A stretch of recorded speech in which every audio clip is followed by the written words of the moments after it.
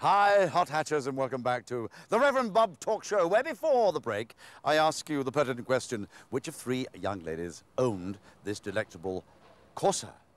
The answer, of course, you all guessed right, was Haley! There's a story about this car, isn't it? You were hurt in an accident, had a whiplash accident. Yeah, what happened? Someone reversed into my car and then drove off. But you got $2.5 grand? Yep. What did you do with the money? Spent it on this. Spent it on modifying? Modifying? Yes. Oh, because you crave attention? Yeah. Right. Get some more on television now. Fire it up and away you go. Impressed us all. 3, 2, 1, go! Exit Haley. Another sparkling edition of Match the Hatch. Don't forget, join us again. Same time, same place, same spot on the dial. Next week for another gripping installment. Meanwhile, it's a fond farewell from moi. But the Reverend Bob is on his rolling road. Thanks very much, Stuart, and I think you'll agree, folks, another stunning episode of Match the Hatch. But back to our stunning rolling road shootout. In part one, we saw Jimmy's Mint Saxo VTR pull 125 brake horsepower. Big question is, can Zaf's Renault 5 top it? We're hoping for about, what, 125, 130? Yeah.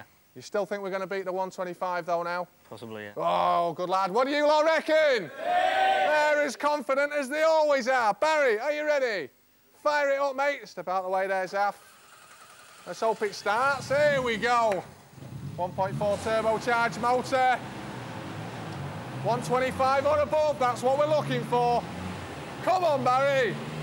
Let's give Barry a bit of encouragement. Come on. Come on, Barry.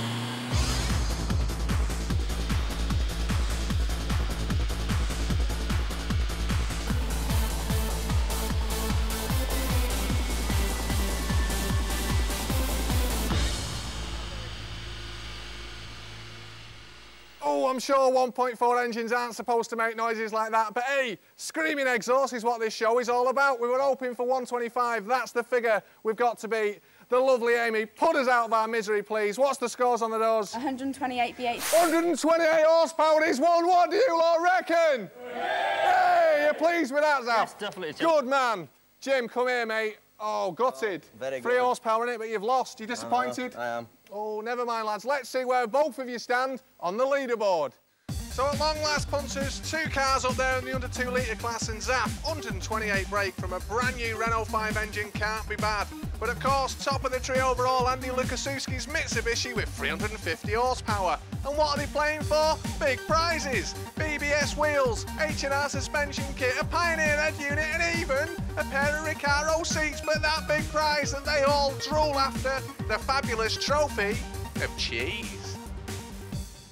So there we have it, punters, the first 2 cars on the leaderboard for the under 2 litre section. Now on this show, no one goes away empty-handed, apart from the loser. And today, James, that is you, mate, I'm afraid. 3 brake in it, but didn't quite cut the mustard on the day. However, you did get 5 brake more than you wanted to. You pleased with that? I am. So I can't really give you the cheesy stickers. Still think you're a loser, though, even with your hard man tattoos. Oh, Zaf, he's turning nasty. Zaf, mate, you are the winner today. You chuffed? Yes, I certainly am. 128 horsepower from the Renault 5, and it's not even running, so maybe plenty more to come. Definitely. You get the top spot on your part of the leaderboard, you get the fabulous Ripspeed alloy pedals, get those on the motor, but the bit that everyone comes down for, smell that, James, so close, you get the trophy of cheese. Yours to keep, Zaf, for about half an hour. How's it feel to hold that? Brilliant. Brilliant. Have you had a good day, lads? We have. Fabulous day. The fun continues, though, folks. We don't stop there, because it's now time to go to the airstrip for a girl with more pulling power than a Ferrari full of nuns. It is, of course, the very foxy Kerry. Rawr. Yes, thanks very much, Reverend Bob, and welcome, congregation, to the heavenly black stuff. Now, I know in this country we aren't exactly blessed with great weather all the time, but every now and again it's nice to be able to get your top off. You know, the wind in your hair. The sun on your face. Oh, and the sound of a monster exhaust. On an MR2 turbo, come on!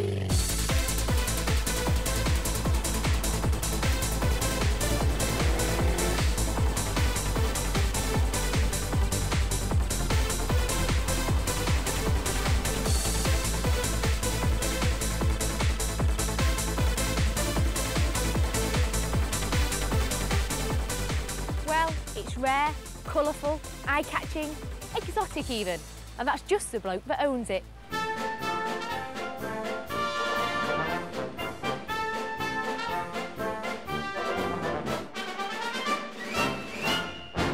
Thanks, Jeff, for bringing your absolutely stunning MR2 on the show today. Now, someone was telling me that you were still working on it at midnight last night. Yeah, that's right. We were doing a few jobs last night, last minute jobs getting ready for today. Well, it looks absolutely beautiful. Now, tell me, you don't see many MR2s on the roads today, do you? Is that why you went for one? No, the reason I bought the car in the first place was because a friend of mine's wife got pregnant and they needed a more practical car, so he had to sell this and buy a little family hatchback. Did he give it you for discount because he was a mate? Not really, unfortunately. He's not a discount kind of person. So how much did he give it you for?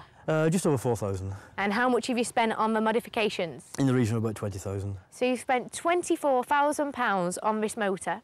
Would you not have preferred to go for something like a Lotus Elise in the first place and save all the hard work? Not really, because Lotus Elise is now quite a common car. A lot of people have got them and they all look the same. This one's unique. Nobody else has got a car like this one. Well, as you said, it's unique, it's lovely, and it's about time we got the lowdown on this MR2. What did you do first? What kicked it off? Well, first I didn't like the original wheels around, so I bought a set of wheels for it. I thought it looks nice now, and then I was looking on the internet and I saw the two air intakes, scoops at the back, and I thought, well, those look nice in the car, so I bought those. Are they functional or are they just...? Yeah, they are functional. The left-hand one feeds cold air to the induction system. The right-hand one feeds cold air to the intercooler for the turbo. From that, things just grew and grew. I just kept buying and buying stuff and modifying and changing it, and till we got to where we are now, really.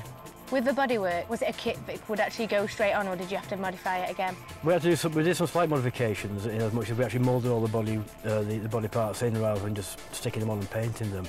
So it's all flush to the body, as it were, rather than having seams and joints everywhere. Is it a Japanese car your favourite? They are now, yeah. They weren't at the time, but I'm getting to get into them, yeah. What's the brake horsepower on this? It's currently about 283 brake horsepower, but I am in the process of doing some more upgrades to it, so probably about 300 to 320 when it's finished. Fantastic. Yeah. How much work and effort is involved in getting it up to that? It's mainly electronics, really. I put a bigger intercooler on it, water injection, but also a different ECU as well. So you're thinking about putting nitrous in? Yeah, yeah. Is that thinking or definitely? No, it's definitely. I've got my kit ready to put on. It'll be fantastic. Can you imagine the absolute speed of the great motor? Acceleration will be a lot quicker than it is now, yeah.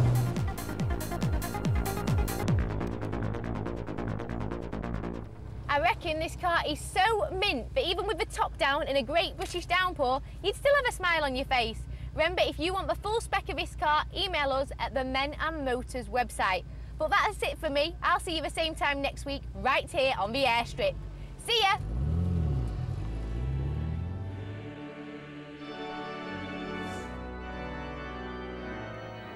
Oh, that is a cracking pair. They feel really firm in my hands. I give them a squeeze. I tell you what, I'd like to get a bit of sauce on those, definitely. They're fantastic. Oh, hello, viewers. You can't beat a bit of fresh fruit, can you? Well, hey, another talk show done, and it's one of the best yet, even though I say so myself. Now, a lot of people say size isn't important, but it's everything. And in fact, this week's reading from the good book, well, I found a passage all about size. If your rolling rubber hasn't got what it takes, and your arches have acres of space, you need to go large and beef up the wheels, or be a laughing stock to all your mates. Because size is important in all walks of life. So get you some alloys that rock. Because if people see your motor on a set of 13s, they'll also think you've got a small outlook on the tuning scene. And we can't have that, can we, punters? No, nothing but the best on this show. So get a set of 17s at least on your motor and get maximum respect from the big man upstairs. Well, that is it for today's programme, but don't worry, we're back next week with more of the same. And until then, just remember that the big man upstairs, he loves each and every one of you. Later. The Reverend Bob Talk Show does for satellite TV what Saddam Hussein does for bathroom styling.